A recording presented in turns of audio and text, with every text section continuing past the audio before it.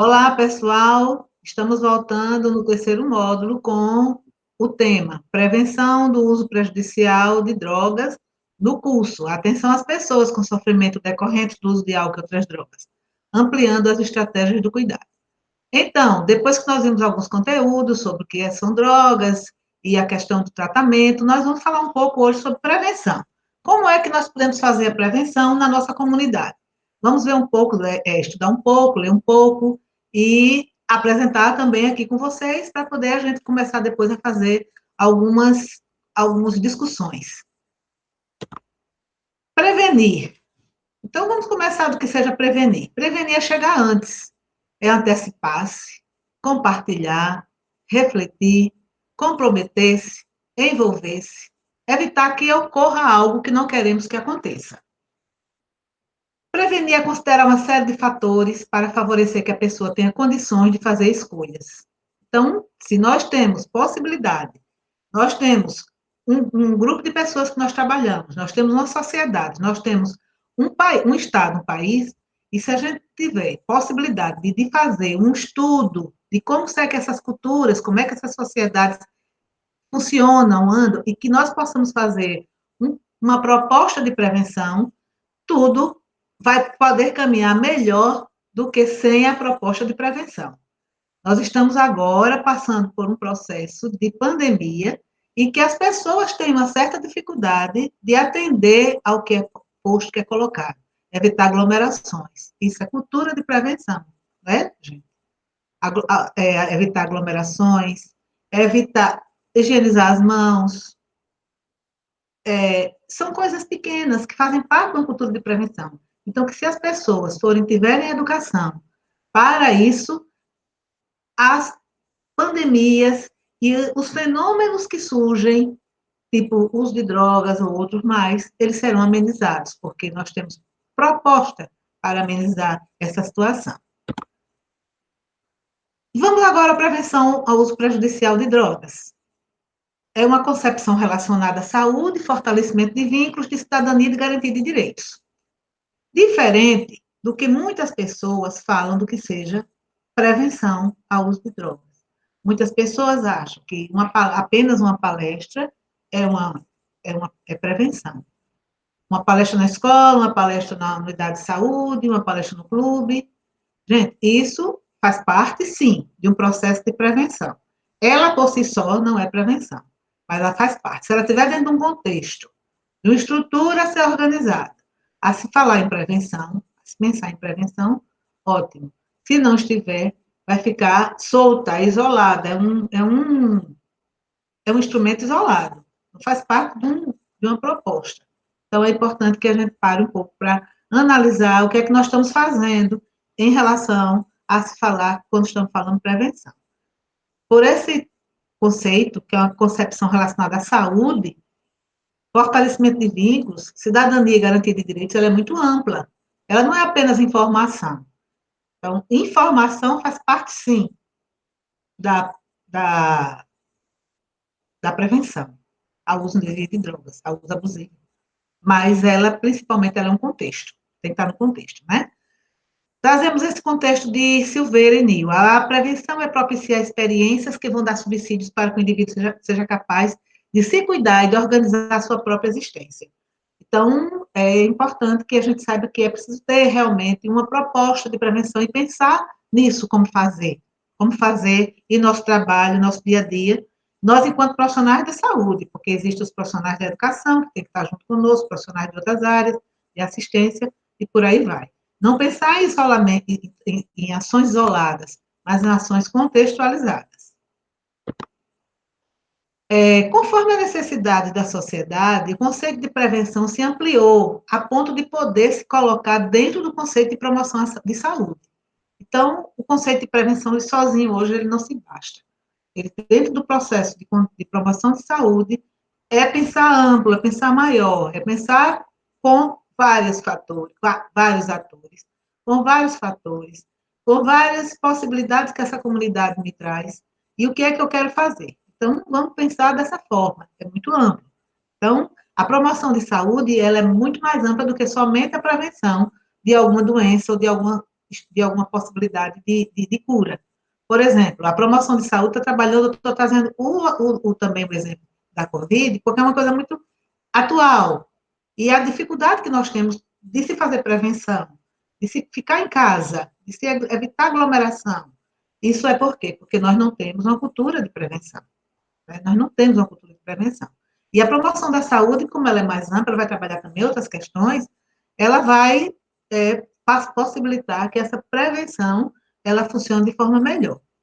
Principalmente a prevenção, que é o nosso foco aqui, é o uso abusivo de drogas. Então, as cartas de promoção de saúde do Ministério da Saúde, elas nos dizem, promoção de saúde é o nome dado ao processo de capacitação da comunidade para atuar na melhoria de sua qualidade de vida e de saúde. Então, se a própria comunidade ela não se trabalha para isso, ela não tem possibilidades para isso, ela não é trabalhada por nós também profissionais, nós vamos ter sempre muita dificuldade de cuidar de pandemia, de cuidar de abuso de drogas, e por aí vai. O objetivo da prevenção ao uso abusivo de drogas. Segundo a Organização Mundial de Saúde, reduzir a incidência de problemas causados pelo uso indevido de drogas em uma pessoa em um determinado meio ambiente. Seria esse o objetivo da prevenção ao uso abusivo de drogas. Reduzir, sempre reduzir. A gente sabe que é impossível acabar com o uso de drogas, porque nós já vimos na primeira aula que é milenar, isso desde que o mundo é mundo, que o homem descobriu que existia uma forma de entrar em contato com o sobrenatural, com o mítico, com o místico. Então, a partir de cada sociedade e de cada tipo de vida que se tem, de vivência de mundo, né?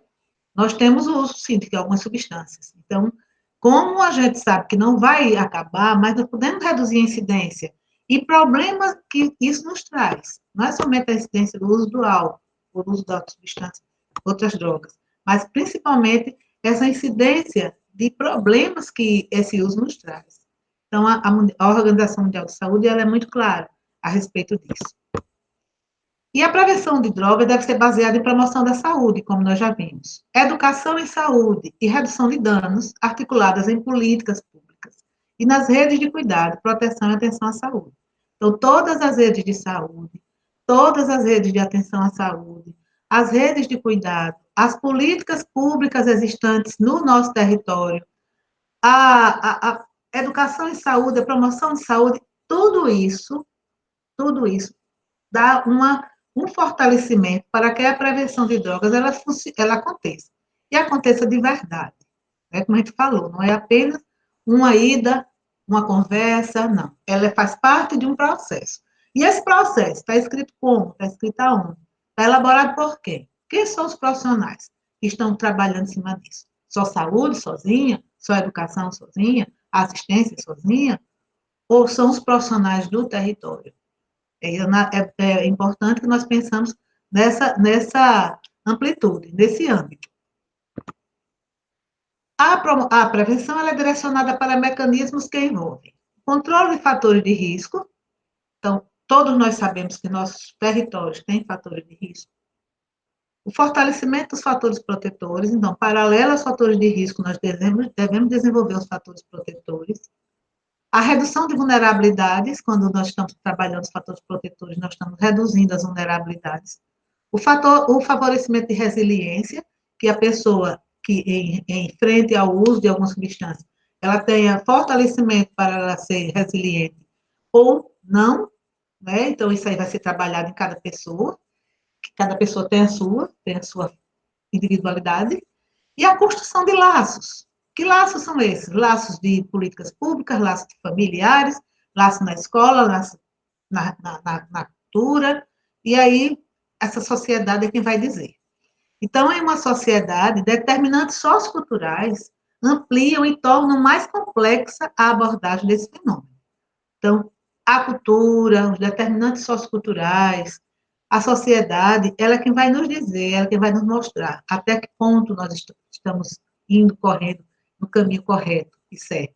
É importante que a gente vá em busca de uma história desse território, por onde é que nós iniciamos, como é que nós podemos abrilhantar determinados fatores e diminuir alguns riscos que nós sabemos que essa comunidade ela tem ou não alguns fatores de risco. Então, vamos trabalhar nos fatores de risco e vamos deixar potencializar os fatores protetores que essas comunidades podem ter, né?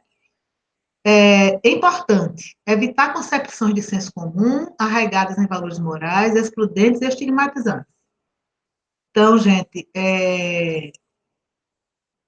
nós sabemos que nos nossos serviços nós encontramos algumas pessoas que colocam o seu juízo de valor em cima em cima de determinado usuário do serviço de saúde.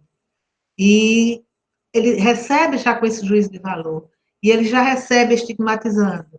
Então, o usuário de droga, o usuário de álcool, quando ele chega ao serviço, ele, pelo menos, ser acolhido. Pelo menos ser acolhido e depois fazer uma proposta de trabalho para ele. Porque quando ele está buscando o cuidado, ele está buscando o socorro para ele está buscando.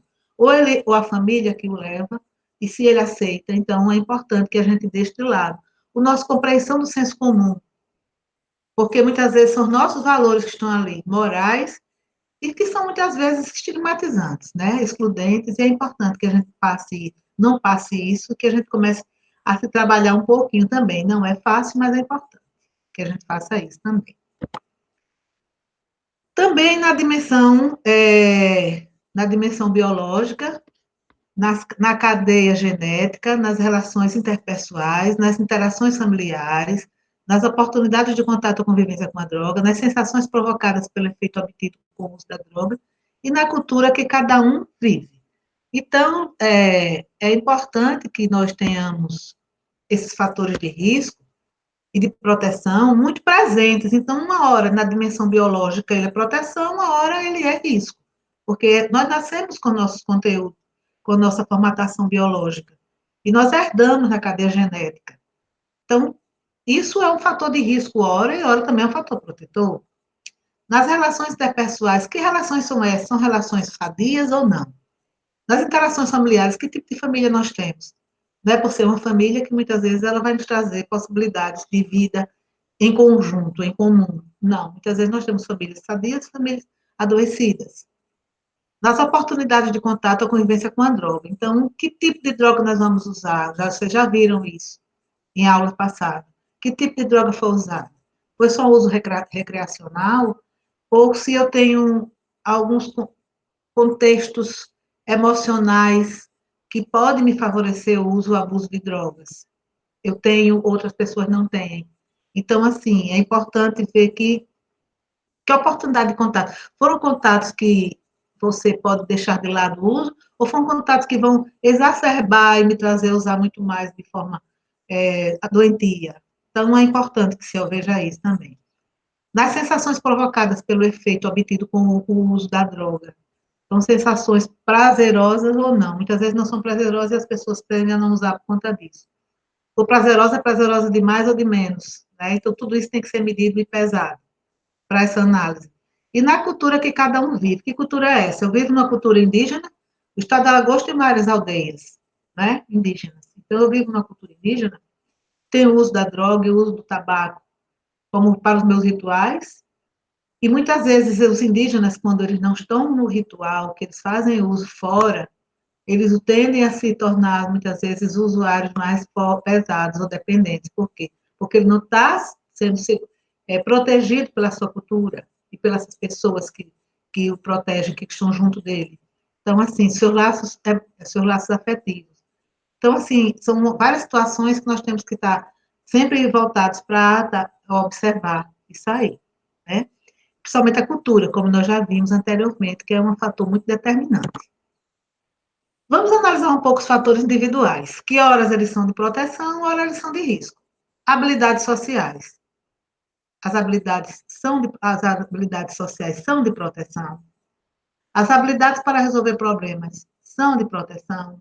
Quanto mais essas pessoas se reservam e não têm certas habilidades, elas têm mais dificuldade de se cuidar. As habilidades para resolver problemas também é uma dificuldade para se cuidar também.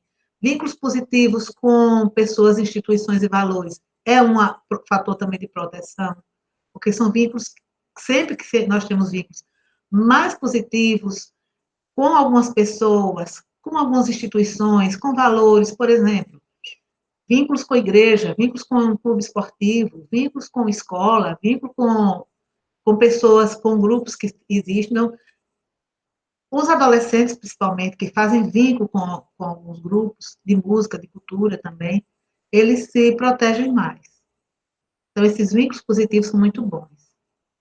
A autonomia, que autonomia eu tenho sobre mim, ou se eu espero que outras pessoas tenham autonomia, né? Autoestima desenvolvida. Quando nós temos autoestima, nós também não caímos tanto em outras situações de depressão, de tristeza, e o uso abusivo de álcool, outras drogas, eles se instalam. Fatores de risco, insegurança dessas pessoas, a insatisfação com a vida, sintomas depressivos, curiosidade, busca de prazer. Então, busca de prazer, eu considero como natural para todos nós. Todos nós buscamos prazer. Mas essa busca desenfreada, ou fazendo a substância ali preencher espaços que estavam abertos. E essa substância, a droga, o álcool, outras drogas, ele vai preencher muito bem. É como também o uso do tabaco, pessoas que fumam um cigarro atrás do outro. Então, está preenchendo justamente, muitas vezes, alguns vazios. Não podemos generalizar, mas podemos dizer que pode acontecer. Então, essa coisa da insegurança, insatisfação com a vida, todos esses aspectos negativos, esses sintomas de tristeza, depressão, muita curiosidade, vai fazer com que você entre em contato com a substância. Entre em contato e você pode se tornar ou não uma pessoa que vai fazer uso abusivo ou um dependente. Fatores familiares. Nós vamos ter pais de fatores de proteção e de risco. Família, como nós já vimos, eles nos trazem fatores tanto de proteção como de risco. Os pais que acompanham as atividades dos filhos, é fator de proteção. Pai que acompanha, que educa, que está junto. Estabelecimento de regras de condutas claras. O não é o não e o sim é o sim. Ou não pode ser negociável quando for necessário, né? Mas aquela coisa de dizer, não, é com o seu pai, é com a sua mãe, é com a sua tia, é com a sua avó, né? Mas não, são normas claras na família. Pode, não pode, deve, não deve.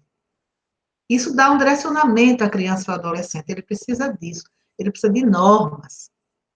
Envolvimento afetivo com a vida dos filhos. É importante estar junto afetivamente. Afetivamente não é somente, estar somente com beijinhos e afagos, mas afetivamente em tudo que ele faz, compartilhando, sabendo. Isso é uma dificuldade, nós sabemos, mas é muito importante. Respeito aos ritos familiares. Se a família tem ritos familiares, rito de ir na igreja, rito de não ir na igreja, rito de ir no candomblé, rito de ir em outro local que ele participe, mas é um respeito, é um rito da família, e se isso deve ser respeitado, porque é a família quem tem esse contexto, e elas sabem como conduzir isso, né? E o estabelecimento claro da hierarquia familiar. É muito importante. Crianças e adolescentes precisam de hierarquia, precisam de saber quem dá o interdito e quem não dá. O pai, ou a mãe, ou quem seja que esteja à frente da família. Um tio, uma avó, quem seja. Mas que é necessário que tenha. Não pode haver essa frouxidão na família. Aí, quais são os fatores de risco? Os pais que fazem uso abusivo de drogas. Então, os pais que já usam álcool abusivamente, que levam para casa a violência, maltrato, a violência familiar, a violência doméstica, a violência com a mulher, violência com os filhos, por conta do uso de substâncias, principalmente do álcool. Os pais que têm doenças mentais, têm transtornos mentais, os pais que têm problemas mentais, então, também são pessoas mais suscetíveis a ter uma família mais desorganizada, com doenças não cuidadas, não tratadas.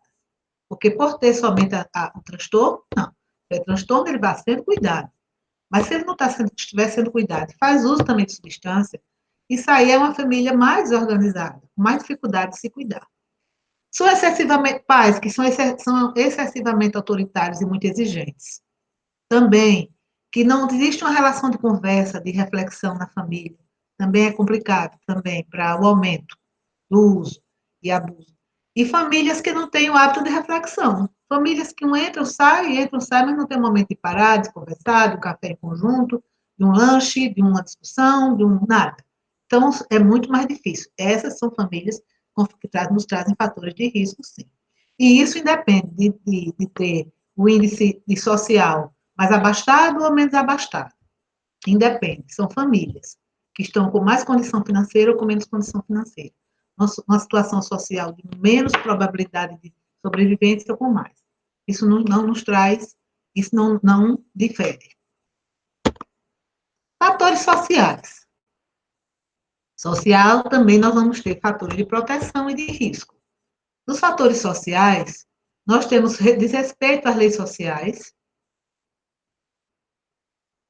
credibilidade da mídia, oportunidade de trabalho e lazer, informações adequadas sobre as drogas e seus efeitos, clima comunitário afetivo e consciência comunitária e mobilização social.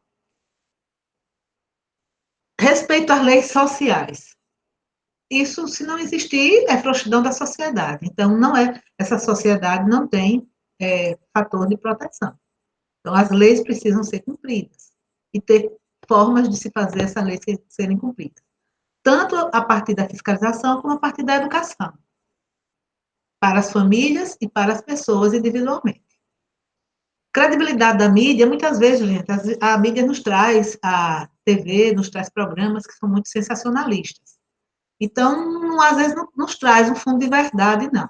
Porque o sensacionalismo não nos traz uma visão muito da visão social, uma visão médica, uma visão da saúde, uma visão da educação, não nos traz. Nos traz, muitas vezes, a visão do profissional que está à frente querendo fazer aquilo ali. Temos alguns programas bons? Temos sim. Temos alguns programas de TV que estão na mídia, que estão no YouTube, que estão na mídia de um modo geral. Excelentes temos. Mas tem muita coisa também que é preciso filtrar. Então, é preciso ver que tendência, que visão de mundo eu tenho. Né? Porque quando a gente tem uma visão mais crítica, uma visão de mundo mais crítico, é importante que a gente faça essa observação, se é isso realmente que entende que é a verdade para a gente. E também que a gente também desenvolva essa visão crítica e de mundo com as pessoas que nós estamos trabalhando, que nós estamos vivenciando no dia a dia. Tanto os nossos usuários, como as pessoas que nós estamos trabalhando a prevenção, né? Informações adequadas sobre as drogas e seus efeitos, sim, porque às vezes nós encontramos pessoas, profissionais, que trazem uma visão também muito estigmatizada, visão muito moral, uma visão muito jurídica, e não a visão de saúde, e não a visão da educação. Então, é importante que nós tenhamos uma visão mais adequada sobre a droga e fiel ao que realmente ocorre. Um clima comunitário afetivo, porque essa troca de afetividade, de ajuda, de solidariedade, isso também favorece como fator social de proteção. Consciência comunitária e mobilização social é importantíssimo. Que visão de comunidade eu tenho? Que comunidade eu estou? Aonde é que eu vivo? Que território é o meu? Que sociedade é essa? Então, tudo isso são consciências que nós devemos desenvolver nas nossas pessoas, nos nossos pares, nas pessoas que estão convivendo conosco e sobre nossos cuidados, Então, que plano, que projeto, que proposta eu posso fazer para o meu território? Com quem? Porque ir sozinho, a gente sabe que é fadado ao fracasso. Né? De risco, fatores sociais de risco. Nós temos a violência, que nós já vimos antes, a desvalorização das autoridades sociais. Então, se as autoridades sociais elas não são valorizadas, que tipo de sociedade nós temos e que tipo de autoridade nós temos? Para que nós possamos ter isso como fator social de proteção, não de risco. Descrença nas instituições. Muitas vezes as instituições hoje não nos trazem fortalecimento de ideias e de que é isso que nós queremos, é isso que nós precisamos, é isso que está posto para diminuir ou minimizar as problemáticas sociais que existem. Então, é importante que a gente tenha instituições mais sérias, não é? Não é que não sejam, são, mas cada vez mais. Falta de recursos para prevenção e atendimento. Gente, é muito terrível, não existe recurso para prevenção. Então, as pessoas acham que prevenção é muito barata, porque prevenção é uma aula, prevenção é uma palestra, prevenção é um filme, é uma roda de conversa, é uma discussão. Não, a gente já falou desde o início que prevenção ela é muito mais ampla do que isso, ela faz parte de uma proposta de promoção de saúde. E ela, essas rodas de conversa, esses papos, essas palestras, filmes, tudo isso faz parte de um processo de prevenção. Não dizer, é muito barato fazer prevenção. Eu ouço muitas pessoas que dizem fazer prevenção dizerem isso. Eu sinto uma pena, porque a gente sabe que prevenção não é apenas isso. Né? Prevenção precisa de recurso, precisa de dinheiro, precisa de recurso financeiro para se cuidar da prevenção. E falta de oportunidade de trabalho e lazer é terrível, né, pessoal? Porque o fator social sério para o uso de drogas é não ter o que fazer.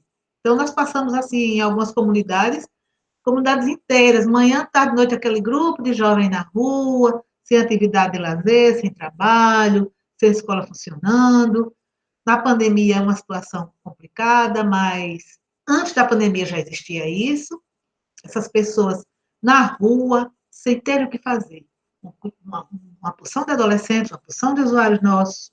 Então, lazer, trabalho, oportunidades, é muito importante que a gente tenha isso. Então, ficar ligado nessas questões e nessas discussões com nossos parceiros de outras políticas. Fatores relacionados à droga. Fatores de proteção. Informações contextualizadas sobre efeitos é um fator de proteção, como a gente já falou antes. Falar o que realmente é fidedigno, falar sobre o que realmente é científico. Né? A gente encontra na internet muita coisa, muita informação. É importante a gente selecionar um pouco, ver a fonte. Que fonte é essa? Mas vamos fazer o correto. Outro fator relacionado à droga, regras e controle para consumo adequado. Como são essas regras para consumo adequado? Pode usar álcool? Pode. Como? O quanto? Não pode dirigir, aí é redução de danos e é uma regra de controle. Posso usar álcool? Sim, é uma regra que a minha sociedade me coloca. Sim, posso usar. O quanto eu posso usar? Até violência, não. Não deixa acontecer violência. Todo uso de álcool leva à violência? Não. Então, são questões que a gente vai discutindo com os nossos parceiros. Né? Fatores relacionados à droga de risco. Disponibilidade para compra. Se eu tenho uso de droga, de substância, se eu tenho disponibilidade para uso muito fácil, claro que isso aí vai facilitar o uso e o abuso e a dependência. A propaganda que incentiva e mostra apenas o prazer que a droga causa. Por exemplo, Desce Redondo, tem uma propaganda de uma cerveja na televisão, que eu não vou dizer o nome. Desce Redondo, tá lá. Então, é para aquilo chega, a outra desce quadrada, arranhando tudo, a outra desce redondo, aliviando. Então, isso, gente, são propagandas que incentivam e mostram apenas o prazer do uso da substância. No finalzinho, bem corridinho, ele diz: beber com moderação. Mas bem pequenininho, bem quase feito no ovo, o beber com moderação. Porque o beber com moderação devia vir antes de se incentivar o prazer do uso da substância. E o prazer intenso que leva o indivíduo a querer repetir o uso. Aí são aquelas pessoas que vocês já viram em aulas anteriores que passam a usar a substância de uma forma muito incisiva, usando bastante, usando muito, preenchendo alguns espaços, tantos espaços que a gente tem que analisar com o nosso usuário, o que é que essa substância está fazendo na sua vida, que ela está substituindo tanto o quê? Então, vamos ver como é que a dependência, como é que ela está se instalando, porque a dependência já é sofrimento. Então, é importante que a gente saiba analisar esses níveis de uso. Esses quadros que eu estou trazendo, eles são do curso Fundo de Educadores da Senaprev, que era a antiga Senab. Eu vou passar isso no link para vocês. Categorias de prevenção, isso é comum, todo mundo sabe. Existe a prevenção primária, secundária e terciária. A prevenção primária é quando a pessoa não está em contato com o uso da substância. A secundária, ela já está em uso da substância, em contato com o uso da substância, mas nós podemos ainda fazer o cuidado com ela para que ela minimize. E a terciária é quando a pessoa já está no uso da substância e já está em sofrimento e já está sendo cuidado.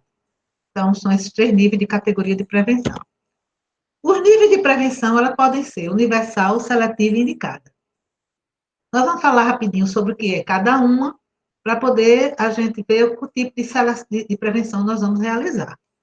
A A intervenção universal são voltadas para programas destinados à população em geral, supostamente sem qualquer fator associado ao risco. Qualquer atividade que se faça, que se fale, que se seja para minimizar, diminuir, dizer o malefício de alguma coisa, isso é em nível internacional. Então, nós trazemos mais uma vez a pandemia. Onde é que ela se aplica? Na comunidade, em ambiente escolar, no meio de comunicação, em qualquer local ela se aplica. De todas as formas. Falar sobre. Tem vários tipos de prevenção voltando para a pandemia, que são feitas. Umas mais duras, outras mais leves, mas todas fazendo com que você reflita a respeito do uso dos fatores protetores da pandemia, no caso do coronavírus. No uso de droga, são as propagandas que se tem na televisão, em alguns aplicativos, na internet como um todo. Então, são intervenções que são gerais, para o mundo inteiro. Na seletiva, intervenção seletiva, são ações voltadas para a população com um ou mais fatores associados ao risco do uso de substâncias. Então, ela já vai determinada para aquele grupo que está apresentando, começando a apresentar o uso da substância. E qual é a intervenção? É o grupo de crianças com filhos de pessoas que têm dependência química. Então, vamos ver pessoas que têm abuso de drogas ou dependência. Essas pessoas têm um grupo de têm filhos. Nós já sabemos que esses filhos, que isso é uma família com fator de risco. Então, já pode-se fazer uma proposta para essas crianças que são filhas desses usuários de droga com um fator de risco, que é a dependência. Então, o que nós podemos fazer, como é que está se apresentando, como é que essas crianças estão, qual a relação dessas crianças com essa família. Então, é um tipo de prevenção bem seletiva. E a intervenção indicada são intervenções voltadas para pessoas identificadas como usuárias ou com comportamento de risco, relacionados direto ou indiretamente ao uso de substâncias, como, por exemplo, alguns acidentes de trânsito. Então, está acontecendo muito acidente de trânsito, muita moto, por exemplo, as pessoas estão saindo muito de moto alcoolizadas, em determinada cultura, em determinada comunidade. Então, o que nós podemos fazer para esse grupo? Aí ela é bem indicada, é uma intervenção bem voltada para um grupo mais seletivo. Então, ela é indicada em programas que visam diminuir o consumo de álcool e outras drogas, mas também a melhoria de aspectos da vida do indivíduo, como, por exemplo, desempenho acadêmico e reinserção social. E aí, cada comunidade, cada grupo, cada situação de trabalho, vai analisar com seus parceiros e ver o que é que me incomoda nessa sociedade, o que é que me incomoda nessa comunidade, o que é que está trazendo essas pessoas aqui para o CAPS, o que é que estão trazendo aqui para o serviço de saúde, como é que essas pessoas estão vindo. Então, fazer um histórico, uma análise do nosso território, um diagnóstico do nosso território, para poder a gente mapear e ver onde é que tem onde é que as questões de uso e abuso de drogas estão acontecendo com mais fortes e com mais força, e fazer uma intervenção indicada, ou seletiva ou indicada, né? E, então, nós trazemos, para finalizar, um texto, tirado de um texto de Drogas e Políticas Públicas, Educação, Saúde Coletiva e Direitos Humanos, 2015. A prevenção ao uso de álcool, tabaco e outras drogas é um desafio intersetorial. Está em negrito, porque que nós colocamos que isso é um desafio intersetorial, no qual saúde, educação, assistência social e outros setores da comunidade, outros setores do município, do território, devem se unir na perspectiva da organização de uma rede de proteção participativa comunitária. Não é que seja apenas nem do CAPES, nem da saúde, nem da educação, nem da assistência, mas da comunidade como um todo.